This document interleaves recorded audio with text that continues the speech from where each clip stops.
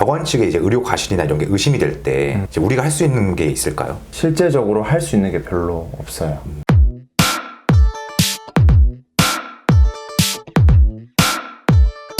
이제 병원을 찾아왔던 기억에 남는 진상 손님이 혹시 있으신가요? 진짜 이게 소아과랑 비슷한데요, 동물병원이요. 왜냐하면 이제 보호자가 있고 이제 치료받는 아이가 있고 또 진료실 안에서 상담할 때도 약간 그런 마음가짐이 되는데, 이게 어쩔 수 없는 것 같아요. 부모님의 마음이 되면 진상으로 표현하면 좀 그렇지만 예민해지시는 거죠. 아이는 아프고 만약에 치료가 잘 안 되고 이렇게 될 경우에. 근데 뭐 제가 느꼈을 때 좀 그랬던 보호자님들이라 하면 다짜고짜 이제 본인이 인터넷에서 보고 온 정보를 토대로 제가 하는 거에 대해서는 뭐 믿질 못하시고 다 그냥 아니다, 이게 맞다 이렇게 하면서 이걸 해달라. 그러니까 저는 이제 그건 필요가 없다, 그냥 이 검사를 해야 된다 이렇게 말씀드리면 잘 안 듣고 그럴 때마다 좀 답답함을 느끼기도 하고요. 어떤 보호자분들은 이제 깎아달라, 그냥 다짜고짜 병원비 너무 비싸다 깎아달라 이렇게 뭐 계속 얘기하시는 분들도 있고, 또 어떤 보호자님들은 사실 동물병원에 전화가 자주 와요.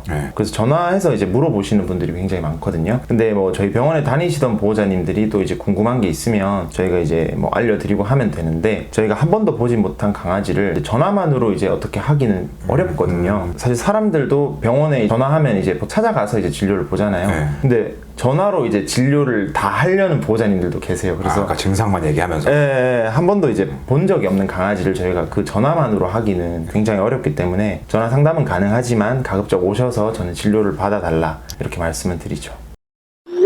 보통 중성화 수술 하잖아요. 그거는 꼭 해야 되는 거예요. 이제 선택적으로 하는 거죠. 저는 이제 수의사적인 입장에서는 수술을 꼭 하라고 말씀드리고 싶어요. 교배를 안 할 경우에, 그러니까 새끼를 안 낳을 경우에는 중성화를 하는 게 좋다 이렇게 말씀을 드리거든요. 물론 이제 공부하면서도 알았지만 병원에 있어 보면서 느낀 게, 중성화를 안 하고 나이가 많이 든 아이들 보잖아요. 그러면 이제 진짜 응급 상황에서 오는 애들이 진짜 많아요. 중성화를 안 해서 오는, 특히 암컷의 경우에는 난소와 자궁이 복강 안에 있잖아요. 그러니까 이제 이 질병에 걸리게 되면은 정말 죽을 수도 있는, 제일 대표적인 게 자궁 축농증이라는 질환인데 그런 게 걸리는 경우도 있고, 아니면 유선 종양, 유방암에 걸린 애들도 있고, 또 남자애들 같은 경우에는 또 이제 그 고환 종양이나 아니면 전립선 비대 같은 게 생겨서 소변을 잘 못 보고. 진짜 사람이네요. 네, 똑같아요. 그래서 보호자님들이 생각하셨을 때 되게 안타까워 하실 수도 있잖아요. 이제 본성을 잃어버린다고 생각하실 수 있는데, 강아지들이 이제 수명이 늘어나고 건강하게 살게 된 것도 이제 중성화를 해주고 좀 건강하게 기르기 시작하면서부터라고 저는 생각하기 때문에, 한 아이를 건강하게 오래 키우고 싶다 이러면 이제 중성화를 좀 일찍 해주시는 거를 추천드리죠.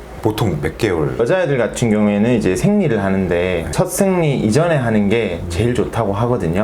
근데 이게 보호자분들마다도 좀 잘못 알고 계신 게 있어요. 뭐 첫 생리 이후에 하는 게 좋다, 아니면 애를 한번 뭐 빼고 하면 좋다, 뭐 이런 말들을 하시거든요. 근데 그게 아니라 첫 생리 이전에, 그러면 이제 유선 종양을 한 95% 정도 예방할 수 있다고 하거든요. 그래서 그 첫 생리 오는 게 한 뭐 6, 7개월 정도에 오기 때문에 뭐 빠르면 한 6개월째 수술하는 거 추천을 드리고, 뭐 남자들도 마찬가지 한 6개월 정도에 하는 걸 추천을 드려요.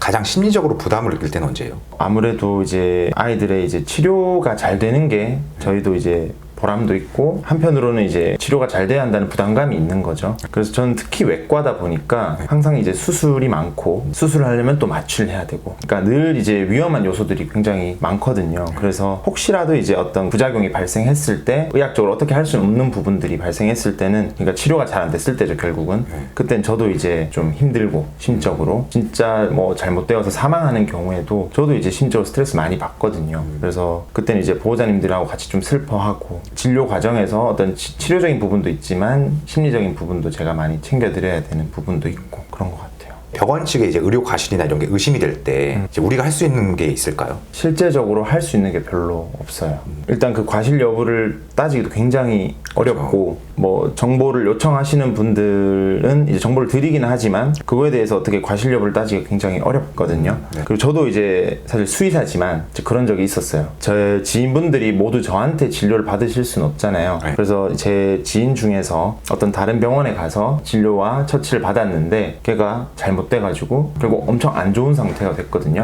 그래서 이제 저는 그 의료 기록을 받아보고서는 이게 잘못됐다는 걸 알았어요. 알아서 이제 그 얘기를 했거든요. 실제로 이제 그 수의사분과 통화를 하면서 사실 조금 싸울 뻔했는데 저도 이제 제 지인이니까 네. 그렇게 얘기를 했는데 결국 그 의료 행위에 대해서도 결국 빠져나갈 방법이 다 있어요. 그러니까 그게 방법이 완전히 잘못된 건 또 아니기 때문에 그래서 저도 이제 같은 수의사지만 그런 경험도 있고 결국 이걸 해결할 수 없다는 걸 그때 좀 느꼈거든요. 사실 수의사의 입장에서는 이런 의료 과실은 당연히 없어야 될 거고 보호자분들과 좀 소통을 그 사이에 제대로 잘 하고 설명을 잘 드리고 신뢰감을 좀 쌓아 놓는다면은 어떤 과실적인 부분이 없을 경우에 보호자님들이 이제 그걸 믿고 이제 따라 주시겠죠. 그게 좀 중요한 것 같고요.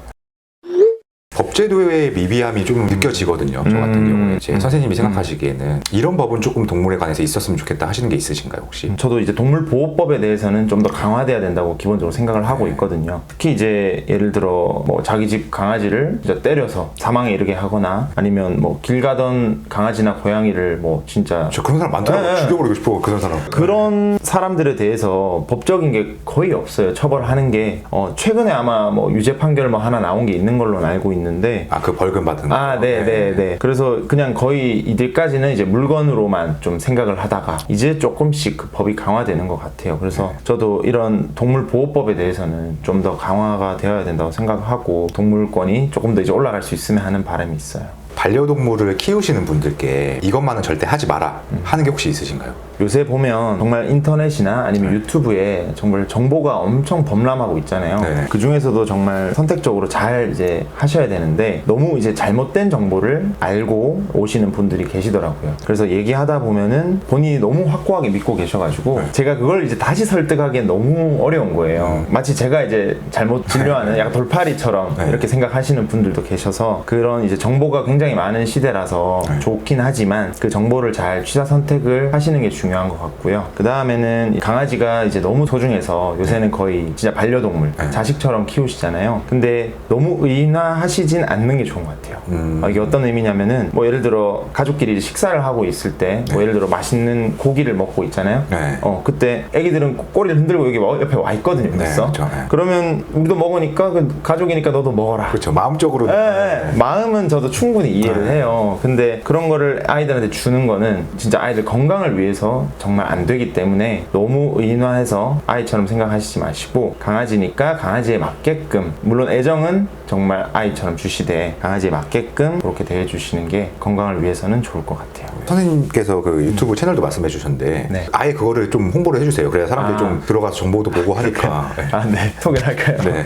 유튜브 채널 이제 개알람이라고 제가 이제 운영한 지는 한 1년 정도 됐거든요. 그 반려동물에 대한 올바른 건강 정보를 알려드리기 위해서 시작을 했고요. 또 일주일에 하나씩은 꾸준히 올라가고 있으니까 오셔서 보시면 좋을 것 같아요. 개알람이라고 지금 개알람. 개 알려주는 남자의 줄임말입니다. 저희 잼뱅TV 시청자분들께 한마디 해주신다면? 일단 좋은 기회가 돼가지고 이렇게 잼뱅TV 이제 인터뷰도 하게 됐는데 뭐 인터뷰 내용이 좀 부족했더라도 예쁘게 봐주시고요. 잼뱅TV 일단 너무 좋은 채널 같아요. 감사합니다. 너무 다양한 사람들의 인터뷰를 이제 볼 수 있어서 좋은 것 같고 잼뱅TV도 이제 구독과 좋아요를 꼭 눌러주시길 바랍니다.